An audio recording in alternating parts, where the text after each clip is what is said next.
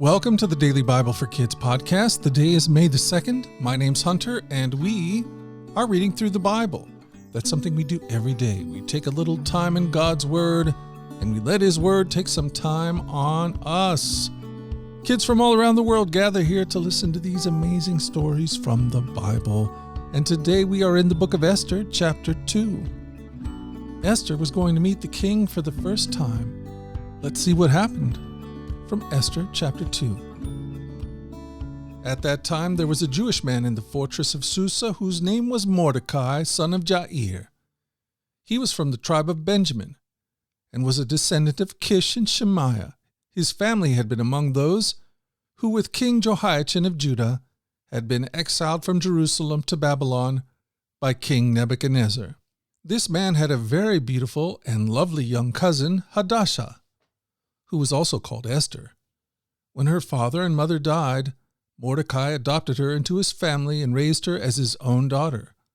As a result of the king's decree, Esther, along with many other young women, was brought to the king's harem at the fortress of Susa and placed in Heggai's care. Heggai was very impressed with Esther and treated her kindly. He quickly ordered a special menu for her and provided her with beauty treatments. He also assigned her 7 maids specially chosen from the king's palace, and he moved her and her maids into the best place in the harem. Esther had not told anyone about her nationality and family background because Mordecai had directed her not to do so. Every day Mordecai would take a walk near the courtyard of the harem to find out about Esther and what was happening to her. Esther was the daughter of Abihail, who was Mordecai's uncle. Mordecai had adopted his younger cousin Esther. When it was Esther's turn to go to the king, she accepted the advice of Heggai, the eunuch in charge of the harem.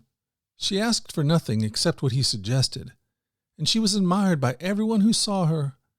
Esther was taken to King Xerxes at the royal palace in early winter of the 7th year of his reign, and the king loved Esther more than any of the other young women. He was so delighted with her that he set a royal crown on her head and declared her queen instead of Vashti. To celebrate the occasion, he gave a great banquet in Esther's honor for all his nobles and officials, declaring a public holiday for the provinces and giving generous gifts to everyone. Even after all the young women had been transferred to the second harem and Mordecai had become a palace official, Esther continued to keep her family background and nationality a secret. She was still following Mordecai's directions, just as she had been when she lived in his home. Wow, what an interesting story. Esther has found herself in a very important place, not only in her own life, but in the life of her people and in the story of God and His redemption for the whole world. As we read on in this story, we'll see that Esther helps to deliver her people from utter destruction. And in many ways, it's kind of a picture of the way that God has delivered us and saved us from those enemies who would destroy us. And that, my friend, is such good news. Well, hey, we've done it again. We've spent another day in the Bible, and I plan on being back here again tomorrow to do the same thing. Lord willing and the creek don't rise, I plan on being here.